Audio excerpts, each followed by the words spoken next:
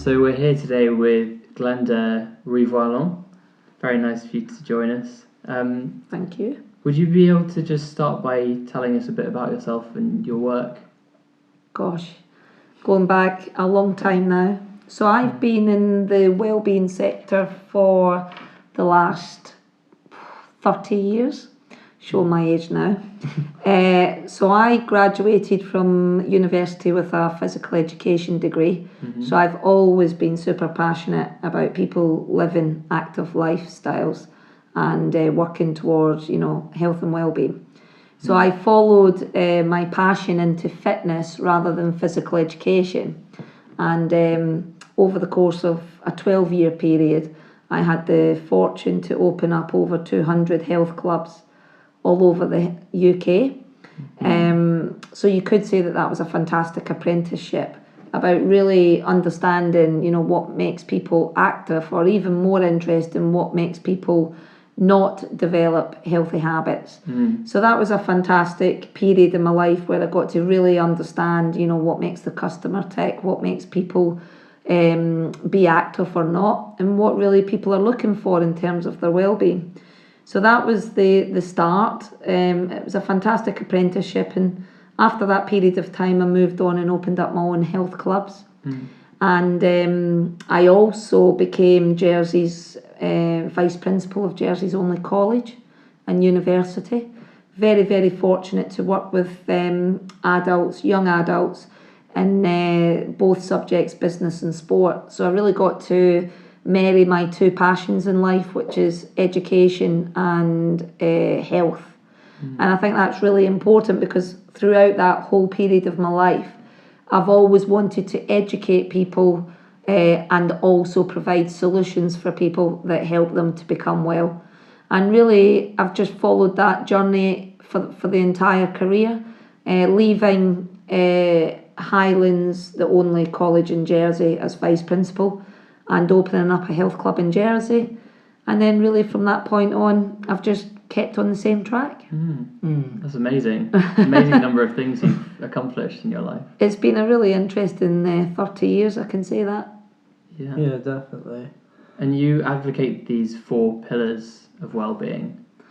Would you be able to just explain what each of them are? Yeah, that's really a good starting point, I guess, because when I had the privilege of opening a health club in Jersey alongside being vice principal of Jersey's only college, I started to really get a flavour that people are not just interested in their physical health, but really you cannot be physically well in its entirety if you don't have your emotional well-being, for example.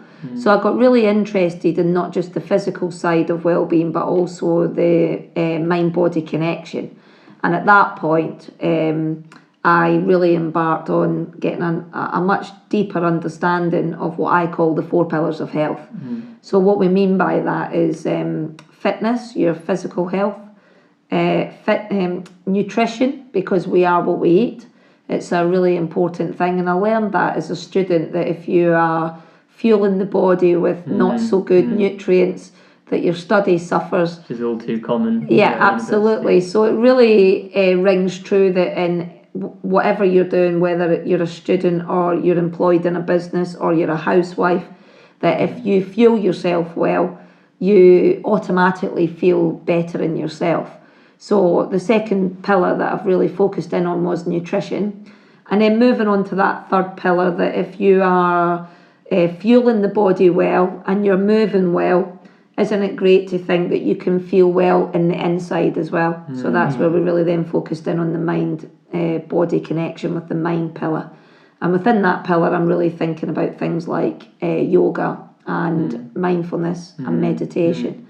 And then the 4th pillar really just encompasses that holistic view, that 360 view of your well-being, and this is obviously a personal opinion, but that 360 view that if you get the first 3 right, that you should be able to promote good general health. So the 4th pillar that I really focus in on is the idea of health is your wealth, general health. It's not about being an elite athlete. It's not about being competitive. It's about just generally feeling well within yourself. So that's what I mean by the 4 pillars. I see. So the health pillar is a result of the other 3 to some extent. Yeah, the health pillar tends to be the glue between all of them. Oh, I see. If you start with the basics, looking after yourself on general health topics, we really are onto a good start. And I think what's really been fascinating about focusing in the 4 pillars and having this health strand running through it is that people then can self-signpost themselves.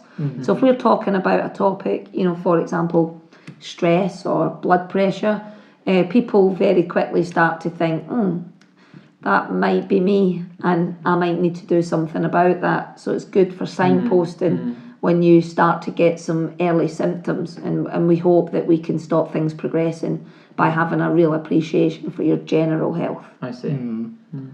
So when you talk about these 4 pillars, it really does encompass like a lot of one's life, as it were. But obviously people live very fast-paced lives nowadays, and what would you say to people who claim to not have the time to think that much about the sort of fitness, nutrition, sort of meditation or whatever to tackle all 4 of those pillars at once? Yeah, I mean, I think that's a fantastic question, and with the 30 years of experience in wellbeing, the number one thing that people tell me or my employees or other colleagues that I work with is the time issue. It's probably the number one, and I will use the word excuse. Yeah. Because we're getting very clever now at offering solutions in the wellbeing market that actually are time efficient.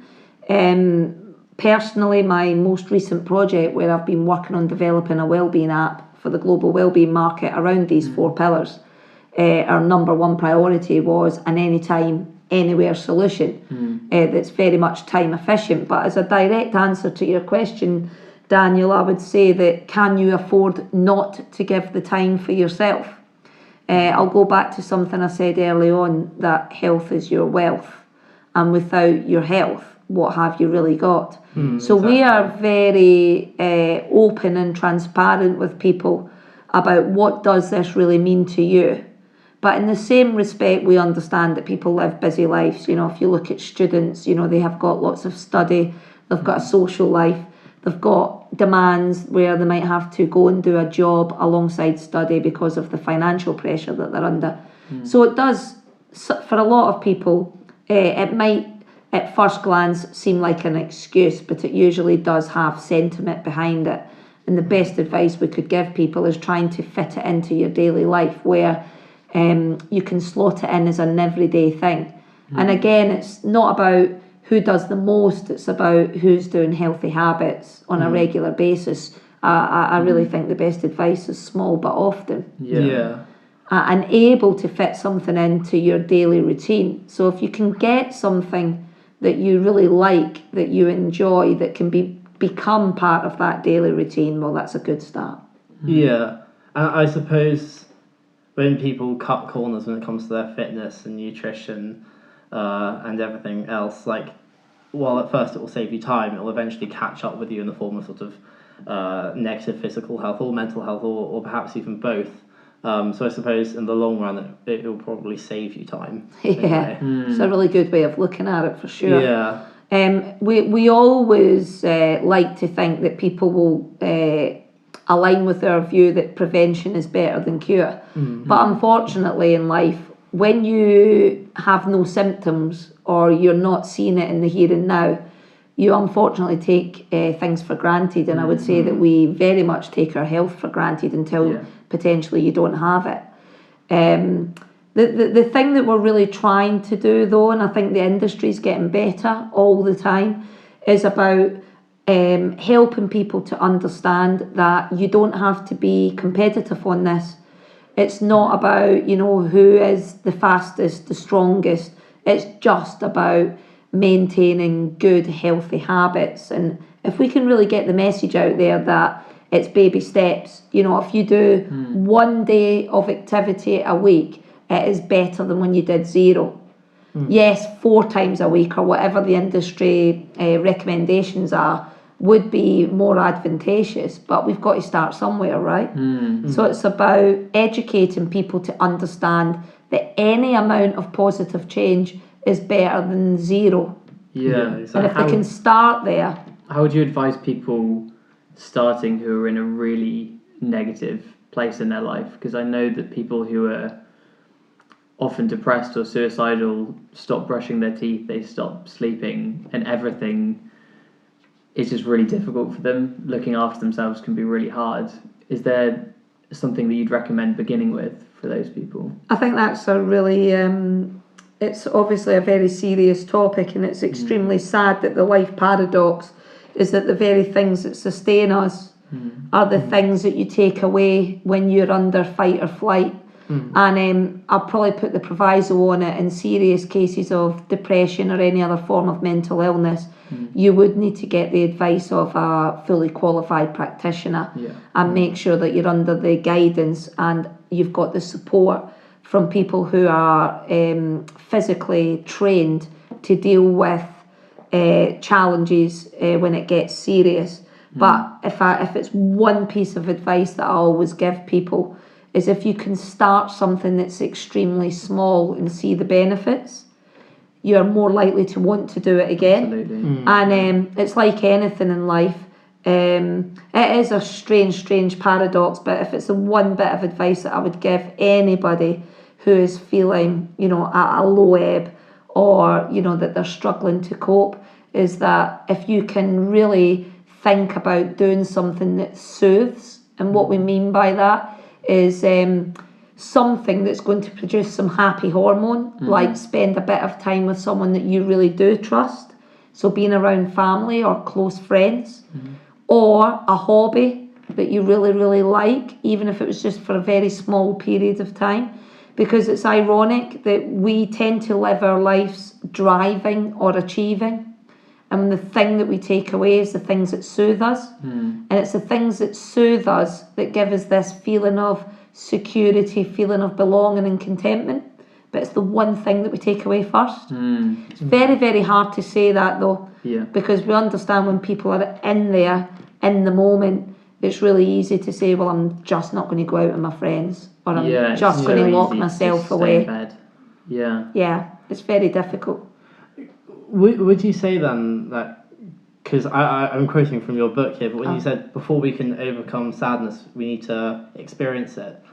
So as we were saying before, like very often people who have never really truly experienced really poor mental or physical health take their health for granted in every aspect.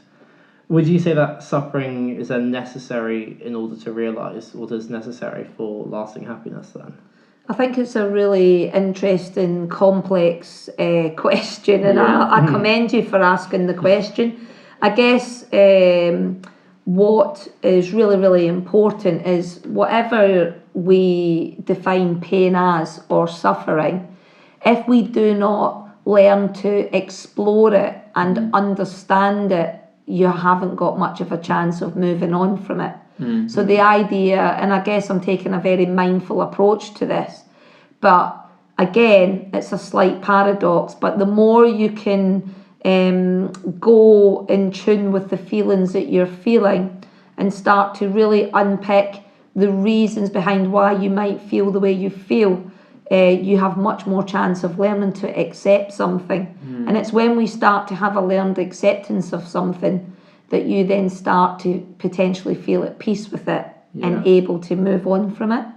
So I think that unfortunately, yes, life throws to us and at us many challenges, and if we think that we can protect people from life's challenges and wrap them up in cotton wool, I think that we would be doing our future children, adults a disservice. I guess, that very, I guess what I'm touching on there is that ability to become resilient. And sometimes, there is lots of evidence to show that truly resilient people have potentially had to go through setbacks to actually become more resilient.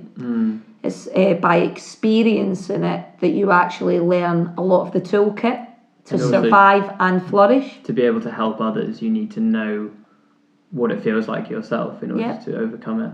It's a very, very complex question. Yeah. But I would say, crudely, yes. We have to sometimes really get in tune with how we're feeling before we can actually truly move on with solutions that are going to help us to tackle it head on, yeah. And you also talk in your book about this negativity bias, which gosh. is another one of those really annoying things in life where negative experiences get stored a lot quicker than positive ones. I was wondering if there was a way or a method you could somehow reverse this. Yeah, absolutely. I mean, this is one of my favourite topics, is the negativity bias, because our brains have not anatomically changed in thousands of years. And the brain was built to spot danger. So that's why we're very much pre-wired to come at things with scepticism and, extreme caution. Now, obviously, we need to have that fight or flight response within the brain, because if you walk, through the town centre of anywhere that you live, and you don't realise that the bus that's coming round the corner is going to run you over, without the fight or flight response, we wouldn't do very well. Yeah. But the world's moved on somewhat, and the brains had to try and develop to become a lot more sophisticated. And you're absolutely right. We tend to hold on to a negative experience like Velcro. And with a positive one, it's a bit more like Teflon. So something that absolutely is a really easy thing to ask people to try is this notion about taking in the good.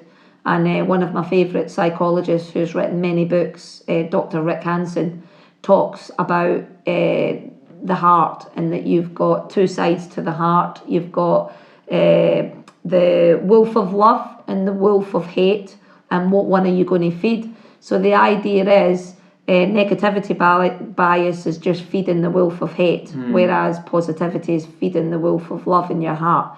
The best thing I could recommend is even just taking in the good.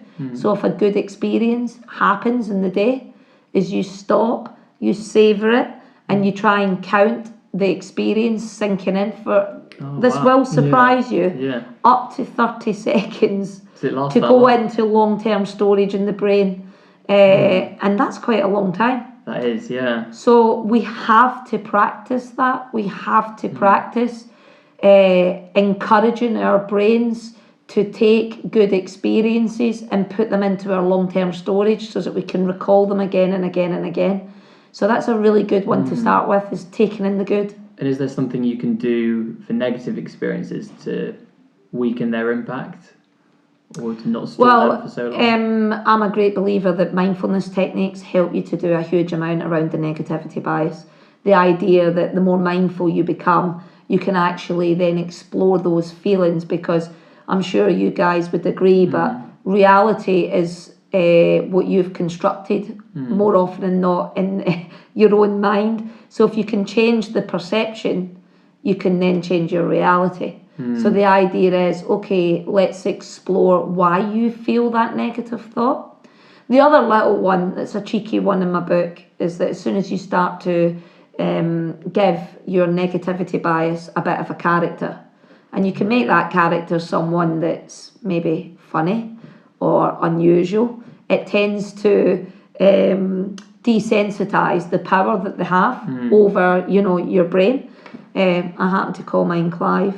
I don't know if you are aware of my inner critic called Clive. Is that for any reason in particular? Well, Clive makes the idea that, this guy Clive is living rent-free in my head makes me actually laugh. It makes me think, how can I let Clive really take over and get in control and be in charge, especially when he isn't paying any rent? So it's about claiming back mental control, and for me it works. You have to find, everybody's different. That doesn't create any sort of conflict with your critic, does it? Having this sort of negative relationship with it. I actually think the relationship is positive, because I will actually, I find myself joking when Clive comes up and having a debate about, I hear you, but I'm thinking this. It does help me to reframe my thoughts, which might be helpful to some people.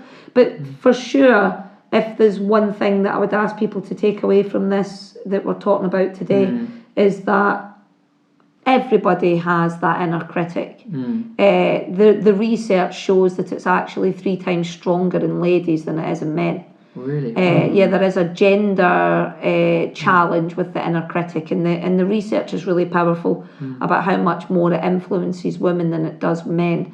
And really, for everybody to be claiming happiness and striving for happiness, we have to deal with that inner critic, because it can be extremely poisonous and unhelpful to our long-term happiness, for sure. Do you think that statistic that the inner critic is 3 times more powerful than women is a helpful statistic? Because there are still many men who suffer from many different mental health difficulties, and it almost... Would you say that statistic almost belittles the inner critic of men? I think that's a really interesting observation, and I think it's something that we have to be extremely careful on, in the premise that, you know, if people thought for 1 minute that we're saying, well, it's so much harder for you ladies than it is for men, you guys just grow a stiff upper lip. Yeah. I absolutely don't think that message should be out there. I think that for anybody to not feel that they have got control of their thoughts, and that, you know, this inner critic is actually causing long-term negative damage, I think that the gender does not come into that at all. Yeah. Whether you're a man or a woman, if you know that you are struggling to claim you know, your mental control and mental territory, I think that you've got to try and do something about it, for sure. And obviously, like, a lot of this inner critic and these self-critical thoughts are sort of cling to negative thoughts about one's appearance. When it comes to overcoming self-hate towards one's own appearance, would you say it's more important to focus on the mind-body pillar or the health pillar first? Oh gosh. People ask me a lot about, you know, even at the start of this, you guys mentioned about, you know, what pillar sort of holds up the others. And I think they're all self-fulfilling, in the sense of, if you imagine a circle that's just continuously going round a loop, because if you become more healthy, your mind-body connection will be much, much stronger. If your mind-body connection is more positively biased, you might have more get up and go and do something that's physical, so your fitness improves. If your fitness improves, your mind-body connection improves. And you can start to see how it all blends into one. It's a really difficult question to answer, really. Because if someone had body dysmorphia, for example, and they looked in the mirror and their inner critic was telling them how bad they looked every day, I could see a situation where if they focus on their health too much, then that might almost feed that cycle. Well, it can be with people who are obsessive about, for example, body image. You would find that they could become much more unhealthy in terms of their habits of, you know, going to the gym and just overdoing it, going 7 days a week and going twice a day. And I think if it's one thing that I would be a bit controversial on, is I don't think the wellbeing industry has helped at all, in the sense of we still have negative marketing out there that will tell you untruths. You know, you can get the body beautiful in 6 weeks, or, you know, huge amounts of Instagram photographs that only ever seem to celebrate people when they have perfection. And I think as an industry, we need to be super responsible in how we portray what it is to be healthy. And we haven't helped that at all. You know, the industry has to improve. It's something I'm extremely passionate about. You know, we in the days now of Instagram and Facebook, the body image challenge is even greater, as you can imagine. You know, it's very, very visual about what is seen as the right way to be. And I think that we've got a huge opportunity from, you know, primary school age up to secondary school, and then when we move into people coming into our sector, we should be continually putting out a positive message that it's about healthy, not about perfection. Yeah, it's one thing I've noticed with some of my friends who have done yoga retreats is that it'll be really beneficial to them. They'll be a lot happier, and they'll start some yoga business of their own, and all of a sudden it becomes very commodified. They're posting pictures of themselves looking really nice on a beach, and it seems like it happens so often that people think they're doing something really good, and before they know it, they're doing something very egocentric, and it's completely reversed. Yeah, I think that's a valid point as well. Our industry has got poor regulatory, right from, if you look at nutrition, it's poorly regulated. If you look at the fitness industry, it's poorly regulated. And unfortunately, people are impressionable, aren't they? We have got a moral obligation to get it right. And I do think that has to start from a very young age. We in the UK probably haven't done as good a job from school age about the importance of positive healthy habits in comparison to countries like New Zealand, for example, where, you know, from a very, very young age, they have a huge amount of their curriculum dedicated to positive self-image, healthy habits, and understanding, or, you know, the importance, and also developing those key resilience skills. I think what's quite interesting, so just to slightly bring you back onto the idea of like a wellbeing industry, what I find quite interesting is that a big part of teaching mindfulness in the East is characterized by non-striving and by non-attachment, but the business world is very much driven by this desire to achieve. How would you reconcile these two ideas? That is really an insightful observation, because when I was studying for my own doctoral work on mindfulness and its role in developing resilience, very much when you look at what's out there in terms of promoting mindfulness, you have got two camps really, which is quite interesting. You have one camp that tend to be your Buddhist scholars on the left, who say that mindfulness has been tainted and westernized mindfulness should get burnt at the stake, and essentially it's denatured from its Buddhist roots, and how dare they, capitalists, you know, it's capitalism gone mad. And then you've got the guys on the very other side who believe that modern mindfulness is essentially stealth Buddhism in a way that's been designed and delivered to suit a westernized palate. So I was really fascinated, and I looked at both sides of that argument, and I think what was absolutely fantastic from the work I did with entrepreneurs and them experiencing mindfulness is that you can deliver a westernized mindfulness program that actually stays true to its inherent aims, which was to reduce collective suffering, for example. So I actually do believe that Kabat-Zinn, the founder of MBSR, mindfulness-based stress reduction, and who was really the guy that brought mindfulness to the Western world, I think he was extremely insightful in how he built his package. So in terms of your question though about how do you reconcile this idea about people in the business world who are striving and very goal-driven to something that's about not striving and accepting. I actually did that in my research by incorporating what we call acceptance commitment therapy, where we put in a whole week of work around developing values rather than goals.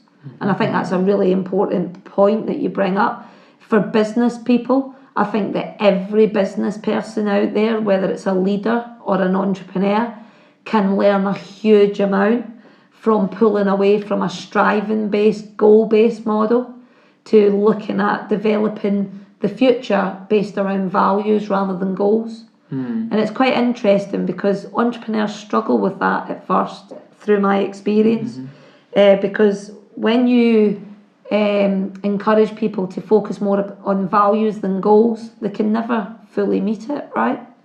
Because you can just always improve your empathy, or you can always when do you say you're perfect at being kind? So entrepreneurs actually really struggle with that at first, but I think it's so insightful that you ask, because I think that that's why mindfulness is very, very attractive to people in business. I think that they could actually all benefit from being much more focused on what does it mean for me to work in business? What does it mean for me to have people who work for me, rather than be purely focused on turnover, profit, and EBITDA, for example? Yeah. I remember reading a study about a call centre, and all of them were put on this mindfulness training program to see if it would change their productivity, and I think they were hoping that it would increase it. And by the end of the study, about half of them had left their jobs. I'm wondering if with entrepreneurs there could be a similar thing. I absolutely think you're now entering into... There's been quite a bit written about this in the last 12 months, where there are corporations out there that are actually quite scared of giving their organisation mindfulness, because I have a personal challenge with organisations that just think, okay, we're not going to look at the systematic causes of stress in our workforce. We're going to put the blame on the employee and just give them a mindfulness course. Actually, the bigger, harder thing to do is to take a step back and actually ask why people are stressed in the first place. So I think you're absolutely right. There are organisations out there that are petrified that if they give too much mindfulness, that their workforce will reduce by 15%. And there are people that have proved that. There is no doubt that I have completely changed some of my value set post-mindfulness. Putting it out there, I think it has made me a better person, though. For having went through that experience. It's made me much more understanding about being happy with the here and now. And I think it's something that I wanted to say to you guys today, whether you're an entrepreneur or a business leader or a student. I think that we've got the happiness success formula the wrong way around.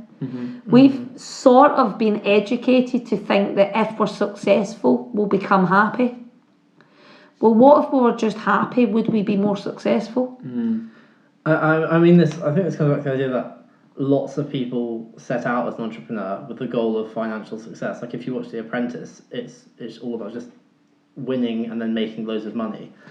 Would you say that this is at odds with achieving happiness in one's life? Sorry, I think that you're absolutely right. There is a phenomenal psychologist called Sean Anker, and I really love his work.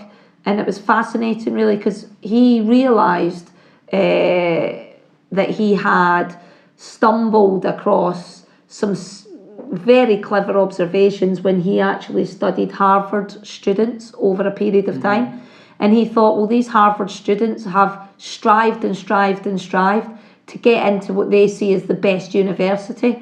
So he thought naively that they'd all be walking about, you know, the happiest students you've ever seen in your life. And what he realised is that there were no more happy or unhappy than a student that was going to the fifth-rate university. And it's because we've been brought up to be very goal-driven, success-driven. And I don't think that's just in entrepreneurs, you know. You might, you know, entrepreneurs might strive to make some financial gains, but we tend to think that if we get the better job, or we get the better grades, or we get the better university classification at the end, or we get the better house or the bigger car, that we'll be happier. But the reality is, we need to be happy before we can be truly successful. And success does not bring happiness, unfortunately. It's very hard because I feel like I know that on paper, but I can't internalize it. Because sometimes I get home from work and I know that if I, you know, went for a run or did some meditation and I did that over and over again, that would be the cause of much better happiness in my life. But somehow the urge to succeed and the urge to create completely outweighs the logical part of my brain. And I think that's why we're in a bit of what I call this currently we're in a bit of a crisis point because we're suffering with more mental health challenges than ever before. We have children who have got negative body images at a greater level than ever before.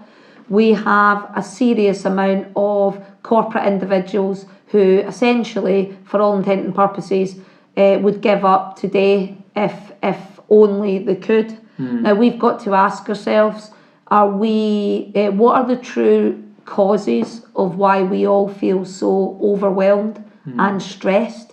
So we're at a bit of a crisis point, and I do believe that well-being is the answer, because if we can get back to a bit of self-care, automatically the more that you care for yourself, the less likely you are to suffer some of what I've just mentioned. And for me, and I'm an entrepreneur myself, I'm starting to realise the benefits of living for today, not focusing on what went wrong in the past, not thinking too far ahead in the future, but enjoying the moment for what it is. And I think that we've lost our way in some ways of being able to just enjoy the moment. So another little mindfulness technique that I really recommend to people, you said that you struggled to internalise the idea that you shouldn't just keep striving.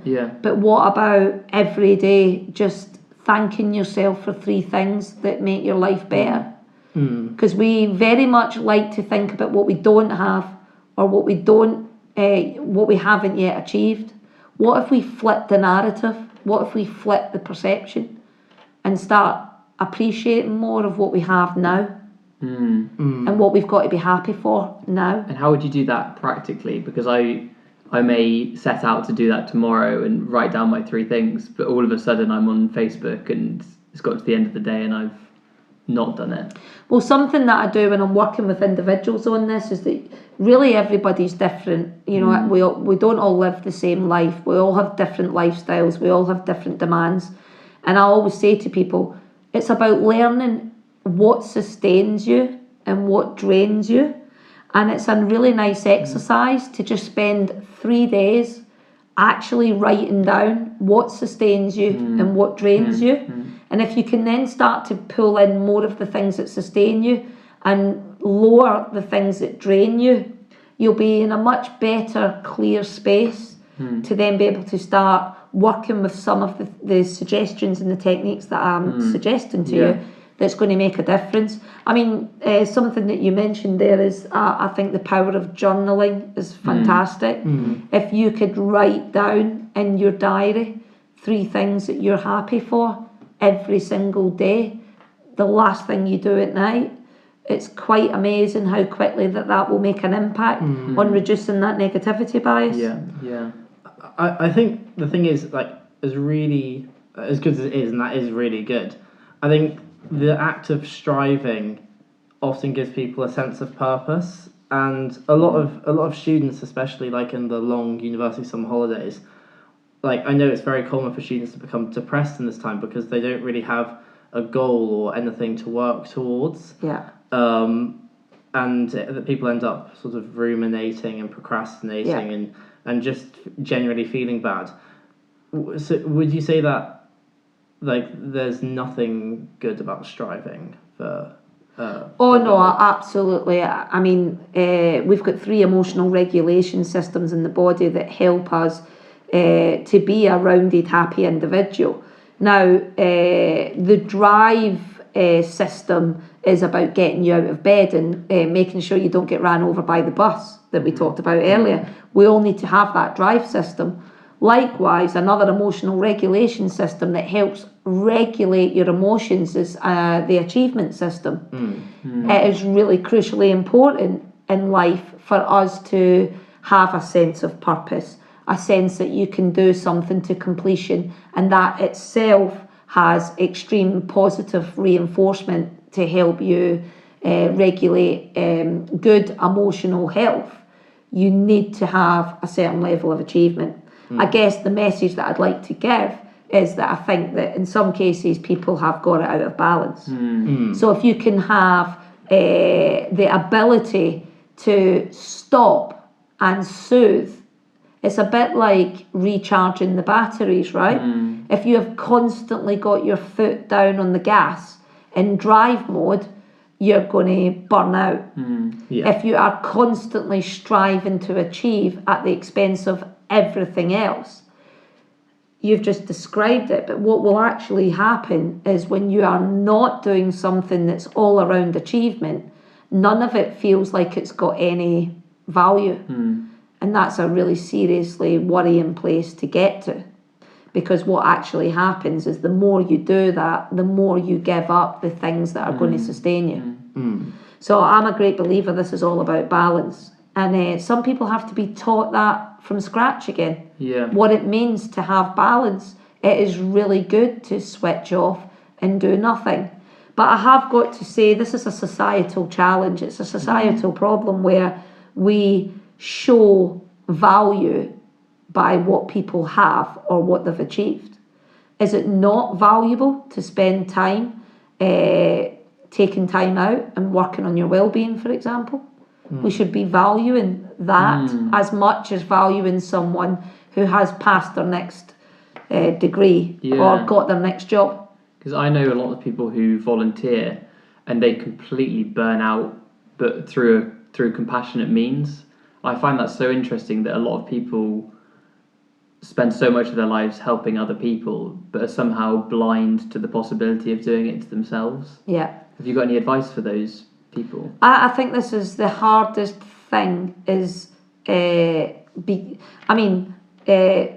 not being ageist, guys, but I'm now 46, and I think that I really look back on my life so far and wish that I knew then what I've now learned to do now, because it would have been a lot easier and a lot less painful. And really, what the difference is, once I became a mother and you realise the joy of helping others, for example, you realise and you're taught by, through no choice really, being a parent, that it's not just about you anymore. But at the same time, what being a parent and what age taught me is if you can't look after yourself, you're not going to be able to look after other people, right? And I think the hardest thing is learning to love yourself for who you are, just as you are. And really that took me a long time. When I was in my early teens and my 20s, I didn't have that self-esteem at the level to truly love myself enough. So I used to struggle with that, you know. Why would someone else want to love you if you can't love yourself? And I think that is a message. It's about learning to put in place things that are going to help teach you that you're a person worth loving. I don't know if I'm explaining that very well. Absolutely. But I think that's the biggest challenge, is that there is so many messages coming at us through television, advertorials, Facebook, Instagram, that essentially you're in what is all this noise. You're trying to find your identity, and that comes with a whole period of time where you question that above all else. And if you're someone who struggles from anxiety, particularly related to social media, and you're someone who does scroll and see these people and compare themselves every day, would you advise stepping away from social media entirely? See, I think this is, again, something that there's not enough evidence on, and I do follow it closely. Evidence at the moment saying that there is absolutely no correlation between poor mental health and Facebook time use. That's the current surprising. guidelines. However, I will put my viewpoint out there and say I completely disagree. Something that I find really fascinating is there's a fantastic psychologist called Irving Goffman. He is a bit of one of my favourite ever people of his observations about people generally. And he talks about this. We do a huge amount of impression management, where, you know, we portray to other people often identity and a character that's not your true character. And he says that this is multiplied tenfold by social media. So on social media, the character that you portray is not necessarily the true you. Now, I genuinely believe if you do that over a long period of time, that is going to potentially give identity issues. Personally, I've came off Facebook, and I probably haven't been happier in terms of I felt that I was wasting a lot of quality time. I was definitely thinking that everyone else was having more fun than me. And it's a personal opinion that I don't think it's entirely healthy if you don't manage it appropriately, but it's like anything, isn't it? And if you're someone who had to rely on social media to get messages out and to advertise things that you were doing, is there a way that you could conduct yourself which would sort of counter that perception? I mean, for my business, I use all the social media channels, but it's about, I think everything that we discussed today is about building habits. And I don't think we've touched on that fully yet, but if you do something, even just 21 days, you get to a point where something becomes a habit. Once something becomes a habit, you'll feel it's a lot easier for it to become a part of your daily routine. So here's a couple of little ones I do for my overall well-being. I do not leave my mobile next to my bed, ever, because you're tempted that if it pings, you're going to come out of a really good sleep or you're just about to fall asleep. So I have a rule that I don't take my phone anywhere near the bedroom. I have another rule that I don't do email normally after 7 o'clock at night. So the problem is we're always connected, which is also a real challenge for our well-being. You only need to look back 10 years ago and we were not constantly connected. As soon as we had the explosion of the internet, you have now blurred the boundaries between work and play. And I think that people are also finding that extremely overwhelming. But the great news is we can do things about it. It's about developing small, easy to implement daily habits that work for you. So I have a few that I do that really work. So I always have a bit of exercise in the morning. I know there's other people out there that do this, but when I wake up, the first thing I do after going to the toilet is I do 25 press-ups every day. Wow. It's just a real strange little thing. That as soon as I do my 25 press-ups, I feel the physical energy is there, and it gets me ready for starting a day. So these little idiosyncrasies that work, everybody needs to find them. And you, as you were saying earlier, you need to experience the benefit quite quickly in order to maintain the habit. Yeah, and I think that's really important. And you mentioned it right at the beginning of us having this chat. But if you experience a negative experience, you don't really want to do it again, right? So it's really important if we're looking at overall well-being that we try as an industry to give people really positive experiences. Because if you have one positive experience, you're more likely to want to do it again, right? Yeah. I was thinking about this in terms of mindfulness and meditation. I suppose Steve probably knows more about this than I do, but it seems to me that the benefits of mindfulness and meditation don't come immediately, and it seems like the first few months of practicing mindfulness and meditation can be very, very difficult and boring for some people, especially given the speed of modern life. Yeah. Have you got any tips for people getting through this difficult first stage? Yeah. I mean, I'm just, guys, something I'm really passionate about is it's like anything in life. If you're someone that doesn't do fitness and you go straight into the gym and you do a 1 hour workout, you've probably blew it on the first visit because it's just too much. Yeah. If you are someone that really needs to get on top of your nutrition and you go all out from having a takeaway 5 nights a week to 0, you've probably blew it again. And I think I said it earlier, it's about baby steps, small, really achievable steps. So in terms of mindfulness, if you're going to start with a 30-minute meditation, the only people that probably can do that successfully are people who have studied mindfulness and meditation for a long time. So it's about really easy to do starters for 6, really. Yeah. So for example, just promise that when you go to work the following day that you look at the scenery on the way to work, about checking out nature, or can you hear the birds, or do you remember brushing your teeth and tasting the toothpaste and feeling the brush on your teeth. So even in the book, it's about building up really small habits. For anybody, the number one thing is just to become a bit more present. And my favourite one is, how many people now do you see that are eating their lunch at their desk while working?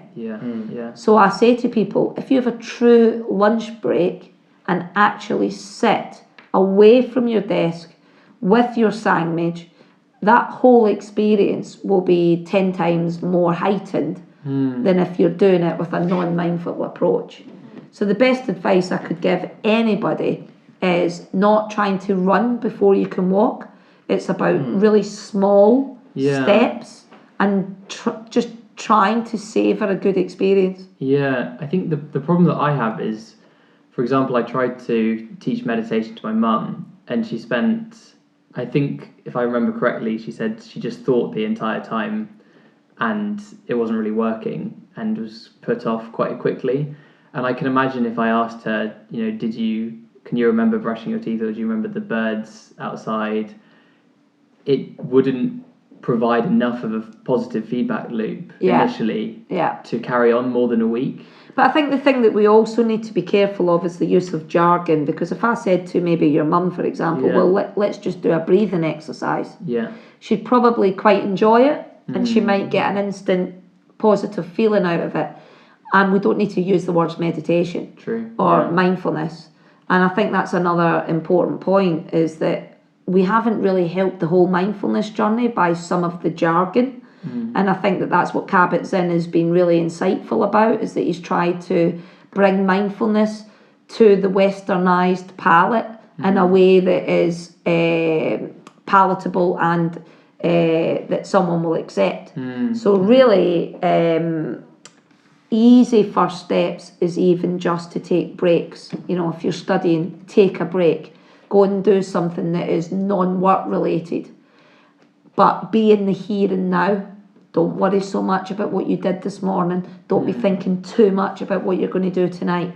What about just enjoying the here and now, right now, and getting back to the present? And for those people who maybe are listening and are confused, thinking about the present and maybe think the future and the past can be good things, what is it about the present which is so tied to well-being? Because the only certain that we have in life is the here and now. And what we've tended to do is we're so busy rushing about, multitasking, with so much to try and achieve and strive for, that we fail to enjoy the unfolding of the experience for what it is. And I think that's what we genuinely have to get back to doing. Most people, when you ask them, we've got the family coming round today. But I could be doing this, and I've got all this paperwork to do, and thinking about what's coming next, or how difficult the last few days have been, and then before you know it, you've not really enjoyed the experience for what it is. And I think that is so ultimately important in all of this, is that we've lost, as a society, we have lost sight of how beneficial it is sometimes to slow down. We sometimes really need to slow down to speed up. I feel like in this conversation we've sort of turned a lot of ideas of what it means to be happy and successful on its head, as it were. So with that in mind, what would you say is a good life? Gosh.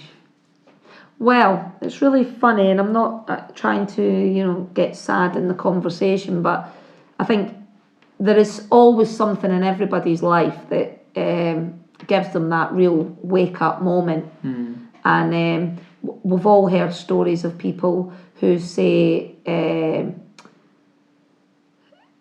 people who have unfortunately passed away, and what you hear that they say at the end is they don't think about, that Facebook post or, you know, people thought they were maybe not slim enough or beautiful enough. It's really, really strange how we only learn this when it's sort of too late. And really, last year, the unfortunate, very, very sudden death of my best friend showed me really what it is to lead a good life, because one of the things that she consistently said to me over a 6-week period when she found out she was extremely ill was that she would have gave everything away just to have her health. And that's why I'm so passionate about the career I'm in, is we give people the means to the most valuable commodity that there is, and that is your health. If we don't have our health, how can we have a good life? Yeah. So for me, a good life starts with just being disease-free, healthy, because if you're healthy, you have the ability to then go on and tackle what life brings at you and enjoy it for all it's worth. But I absolutely think that in our capitalist culture that we now live in, that we've lost sight of what it really is to have a good life. You know, we sometimes value certain things above others, and we might have it. I think in some cases we've got it wrong. One of the things I notice is when I'm in a really bad frame of mind, somehow it infects my memories and my anticipation of the future. Yeah. And I wonder whether somehow you need to be healthy enough to know the benefits of doing healthy things. Yeah. And if you're in a really unhealthy place in your life and maybe an unhealthy frame of mind, somehow that messes with the logic of the situation as well. I think you're absolutely right, and it's about a warped sense of your reality, right? The one crucial point in all of this is that we are able to change our reality just by thinking it, right? So we're all wearing a different pair of lenses. Everybody's view of the world is different. And it's really important that whatever view you bring to things, that it's our construction of reality, which I think is when I realised that my unfolding of reality was actually up to me in a way. Sort of I felt quite liberating that I could do something about that. But I think what's really disappointing and sad in many cases is if someone's perception is constantly not a good one, well, with the best will in the world, that person needs to get the right level of support. And I think that would be important that I mention about that signposting. If it becomes to the point where it's an extremely unhealthy perception, it might be at that point where someone does need to seek some external support and not be, going back to Daniel's point at the beginning, and not be scared to do so. Because for most people, up until very recently, it was a very stigmatised subject. And I've beat up our industry today a bit about where we get it wrong, but I think our industry have made a huge amount of progress in the last 2 years with things like the Royals, Harry and William, talking about it's okay to suffer, you know, anxiety and feel a bit low as long as you don't let it become at a point where it's a real downward spiral. You know, you've got to be able to see the signs and hopefully seek support. And I think they did a lot of good work there. Marks and Spencer's tapping in with Ruby Wax, giving the Frazzled Cafe all around the UK where people can just go and talk about this stuff. If you know, they do it every Friday. There are now 70 locations around the UK. That's good progress. There's also a lot of the major corporate banks who are doing work around This Is Me campaign, where it's about opening up the workplace to having healthy conversations about mental health. Unfortunately, there was a lot more sympathy even just recently for people who might have a broken leg versus people who are feeling, you know, that they're depressed or absolutely. And it's because, for all intent and purposes, because you can't physically see it doesn't mean it's not there. I think some people really struggle to put themselves in other people's shoes.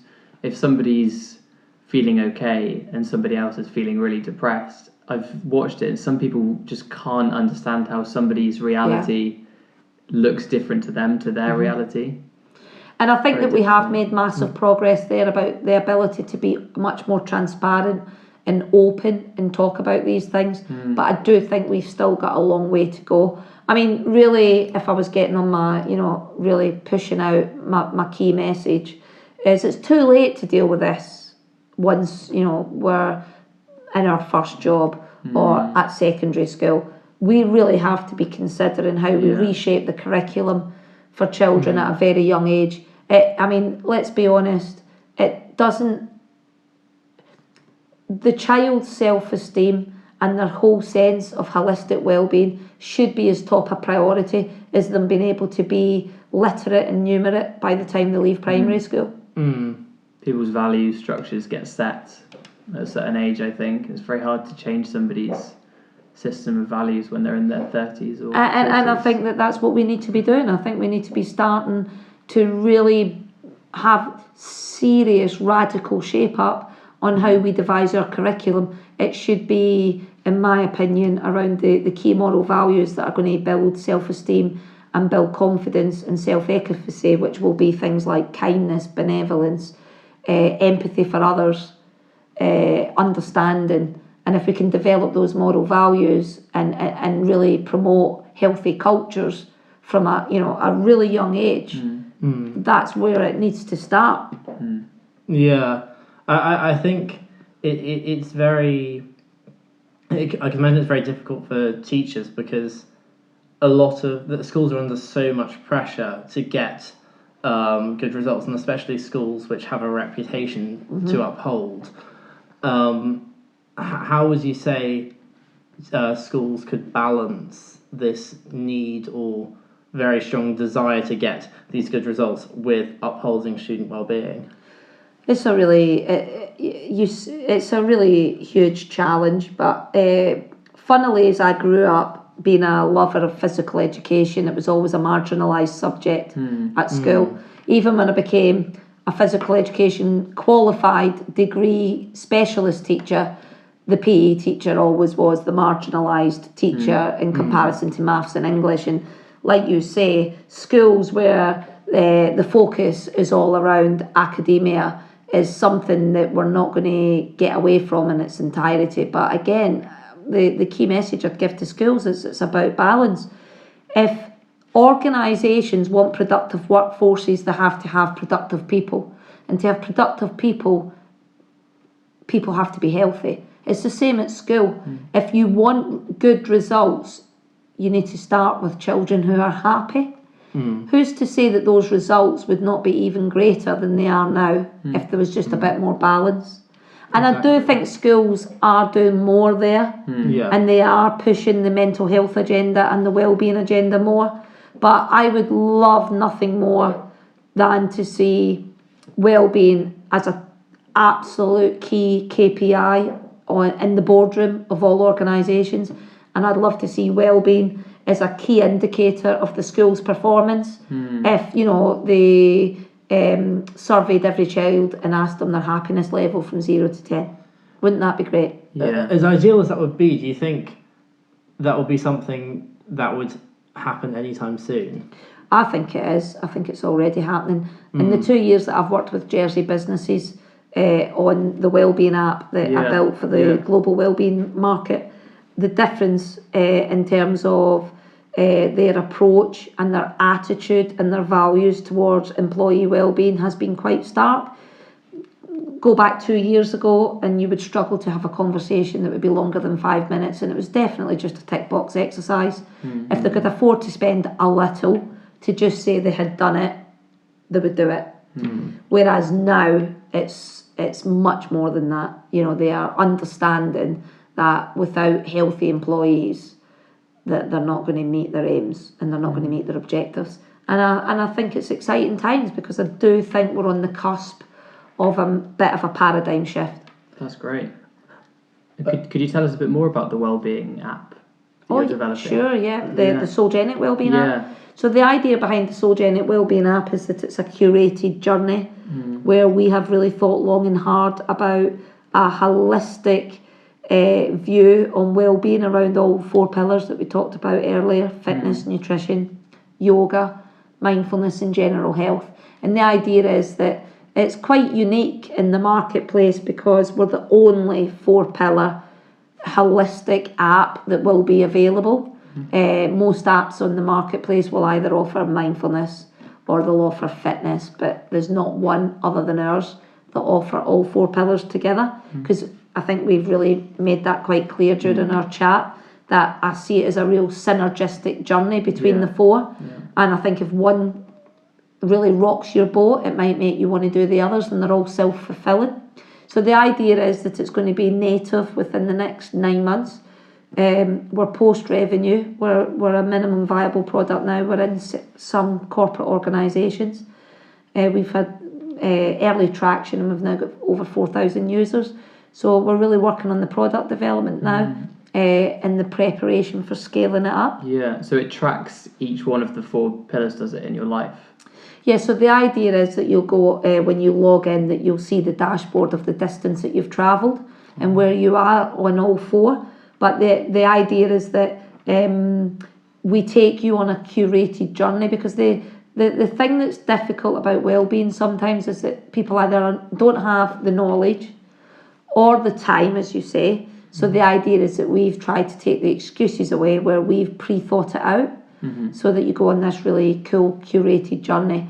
And over the course of time, we hope that people are independent to us, because it's got a huge amount of education within it, but they would not then want to leave us because they love the variety of the product, but they've learned to the point where they could be really truly independent to us. And I think that's a really big part of the project, is that our industry don't always teach people to be independent because they just want the sale, whereas we feel we'll get the sale by the person's loyalty, but we want it to be an education, so it really makes positive, healthy change.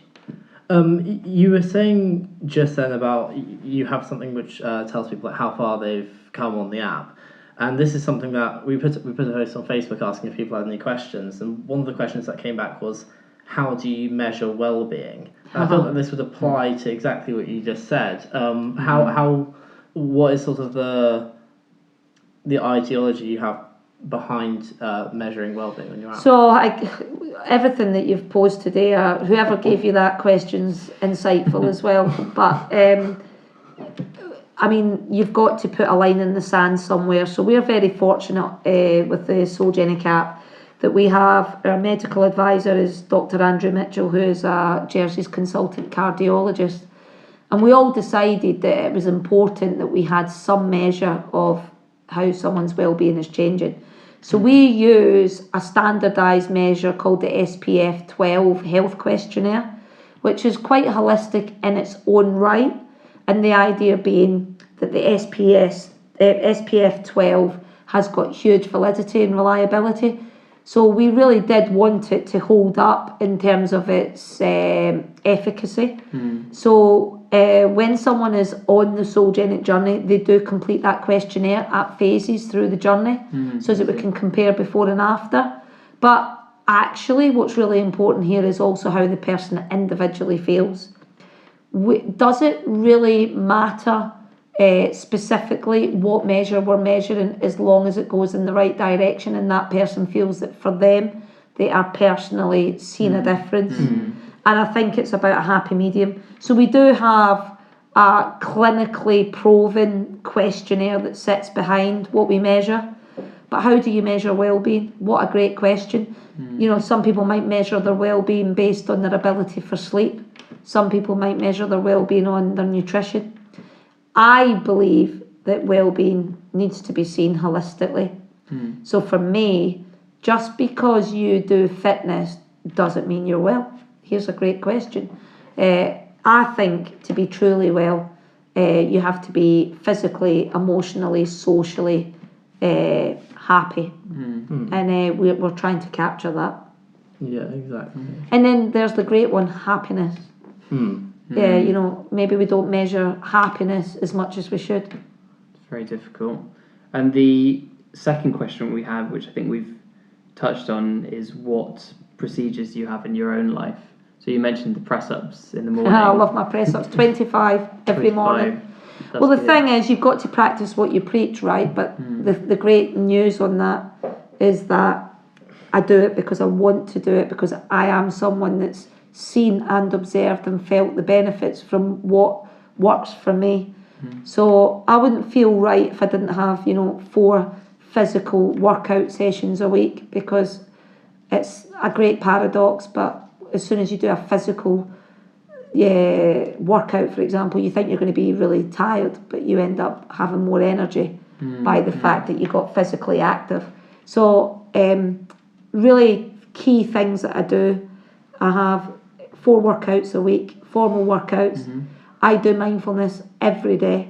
So I have a mindful break at lunchtime, and I do a mindfulness meditation during that time for 10 minutes. And I absolutely recommend this because it feels like it's my reset button for the afternoon. So if you were a student, for example, and you're really, really on it all morning studying, take the break, get out amongst nature. That's mindfulness without even knowing it. But maybe if you can then just try the benefits of a mindfulness type meditation or something that might work for you. Do you do that before lunch or after lunch? I actually tend to eat first, because then it settles me. I see. And then when I go into, I'm not thinking about food when I then do the 10 minutes meditation. That's good. And the one thing I can tell you is it's just so remarkable how I feel like someone has just given me an injection of 9 hours of energy for the afternoon. It literally just, it's like it's completely refueled the tank. And it's just about having that mental calmness, the stillness. And it is a real paradox, because it then just gives you that energy boost. And have you got any tips for students, for example, who maybe aren't the best at cooking or know that much about nutrition but want to stay healthy? Yeah, that's fantastic.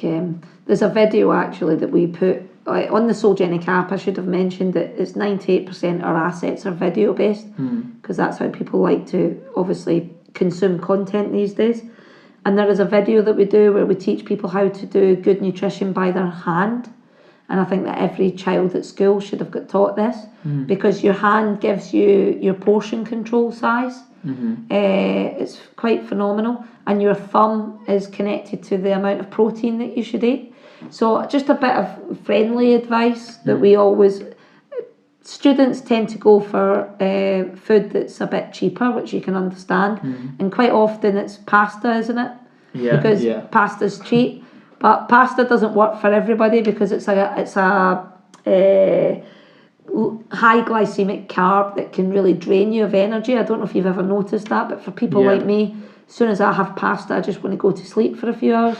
So great advice is if you can eat protein, it's really, really great. Things like chicken, tuna, fish, and not going too crazy on the carbs.